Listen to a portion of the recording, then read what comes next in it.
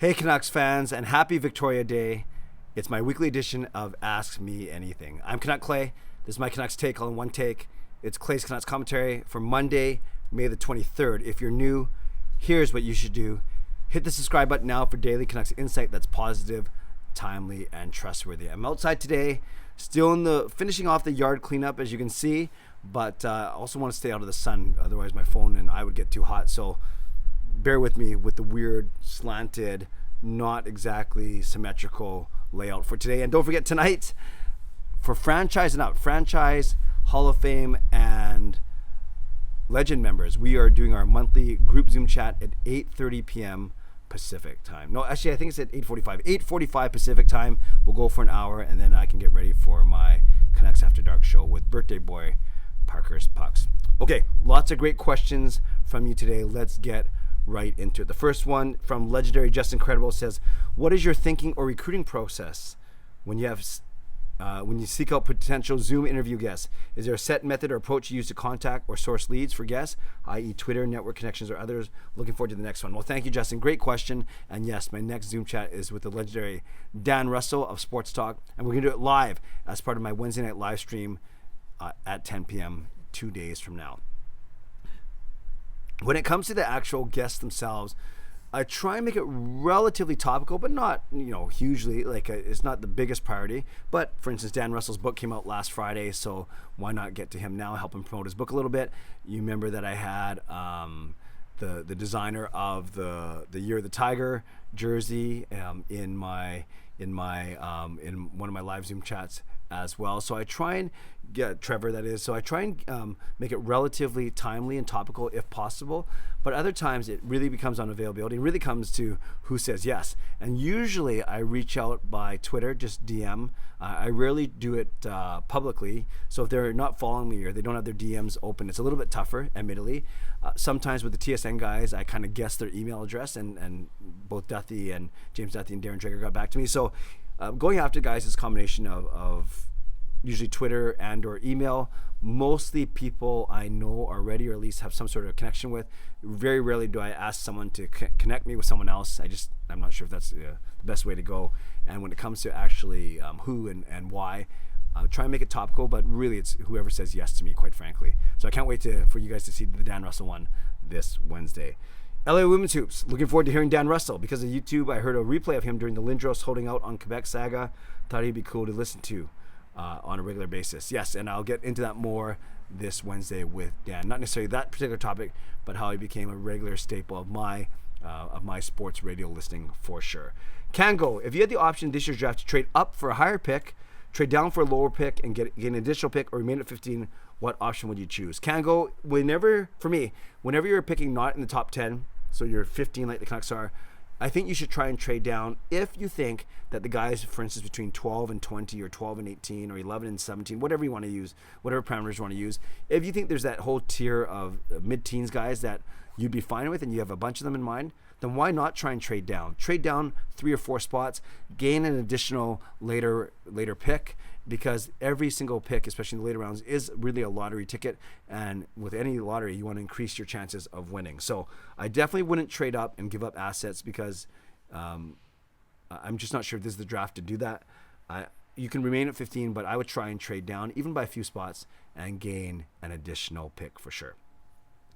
Enzi, my ideas for the offseason. Tell me if you agree. Trade Pullman or buy him out and get a young right shot defenseman like Krebs. I don't think Krebs is a defenseman. Keep Myers for now. Keep OEL. Trade Dickinson for a late draft pick and move up Lockwood. Get Kuzmenko. Re-sign Sutter to the 4th line. Put Martin in as permanent backup and try and get Casper in the draft. Okay, there's a lot there. I don't know anything about Casper, so I can't talk about him. Martin will be the backup. We know that. That's why he signed the 2-year contract. So that's not the biggest, the biggest stretch there. I don't think you buy Pullman out, but you try and trade him. But his health is going to be tough. And keep Myers and OEL. Yes, I agree with that. And trade Dickinson. Yes, I think you try and move guys like Dickinson or Pullman, those guys that kind of in the mid-tier, mid-salaries, and try and get some flexibility salary cap-wise.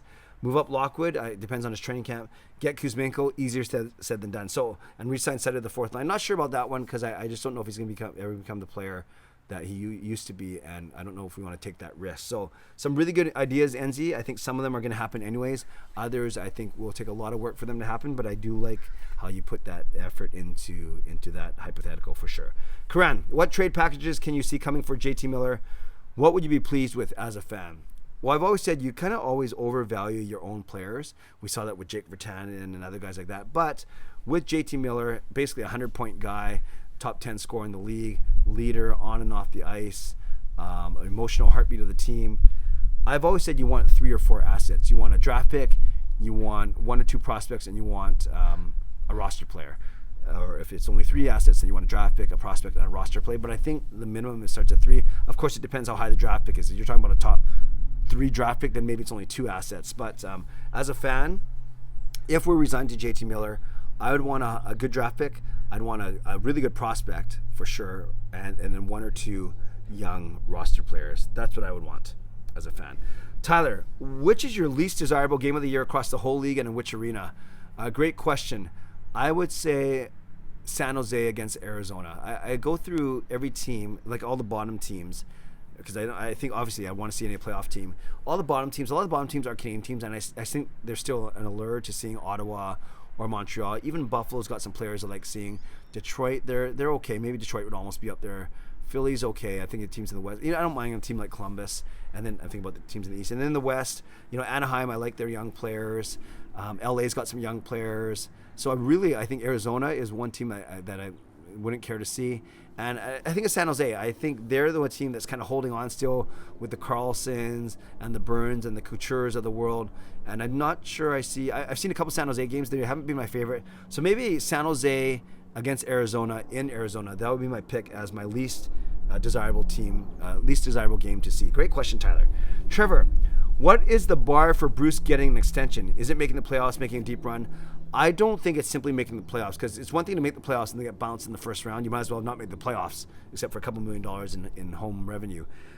I think, a lot of things got to happen relationship-wise and off the ice. But I think if we're talking about on the ice specifically, I think you got to at least win 1 round. And if you don't, as we've seen, I think you can let a coach go, especially if he isn't your first choice to start with. That's kind of like the feeling we're kind of getting with Boudreau and Rutherford. So I think it's winning at least 1 round, Trevor. Warrior, which free agents do you think the Canucks will target? I think you got to aim for defense for sure. Right side, because I think you're set with OEL and Hughes for a long time on the left. So I looked it up. Some defensemen, some right shot defensemen: Colin Miller of Buffalo, John Klingberg of Dallas, Josh Manson of Colorado. And, they're all UFAs and about $5 million or less. Kelvin DeHaan of Chicago plays both sides, and Will Butcher plays on the left. So those are 5 guys that I would look at if I were the Canucks. Ethan, would you want Troy Stecher back in Vancouver? Kind of interesting. I wouldn't mind him. Is he much of an upgrade, though, over our current right side of Myers, Shen, and you can put Dermott there or Hunt? I don't know. But if you can get Troy for $500,000 to $2 million, maybe. I liked him a lot. I don't like him as much. Like I'm not completely in love with him. Like even though he's from Richmond, just like me, good-looking Richmond guys. But I would look at it, but only if the dollars made sense. But then we also, if you only see him as a third pairing right shot guy, then I think we have some of those guys already. As much as the sentimental value is there. Jason, Van City Expert says, who will be the next assistant coaches for Vancouver? I don't know. The one name I've heard is Scott Stevens, because Scott Stevens has a connection with Boudreau, but I really don't know who's out there and who would actually want to come to Vancouver and who Boudreau has relationships with. So we'll see. Sorry, bad answer, Jay, but I don't know off the top of my head right now. And Fulham says Edmonton or Calgary. Oilers on a roll. I actually picked Calgary to win. Although I like Edmonton a tiny bit more than Calgary, but I don't really like either team. And secondly, why does the national media ask on which Canadian club to cheer for? If the Habs are in the playoffs, I'll pay attention to get eliminated, not with the second or third. I also find it weird for people to root on a team to bring the cup north of the border, although players from Tampa or another U.S. club bring the trophy to the hometown, and the club is still in the Hall of Fame in Southern Ontario. Okay, great point, Fulham. I actually vlogged about this a week and a half ago, saying I don't particularly cheer for a Canadian team just because their home arena is in Canada. You can say, there's a bunch of Canadian players that play for Tampa, or there's a bunch of Canadian players on this roster, that roster. But more importantly, I cheer for the Canucks, and then I cheer for Winnipeg, yes, a Canadian team, but then I cheer for Colorado and Tampa. So I don't believe in this whole thing of just because we live in Canada, we have to cheer for a Canadian team. And I use an example back in 2011, I don't think any of the rest of the country was cheering for Vancouver. I would dare say Boston was the choice of the country, even back in 2011. Well, Canucks fans, thank you for your great questions. I hope I answered them to your satisfaction. And don't forget, tonight, 8:45 for Franchise and Up, our group Zoom chat. I posted the link in our discussion board already on the community tab. And then for everyone else, join Parker and me at 10 o'clock tonight for Canucks After Dark. Wish him a happy birthday.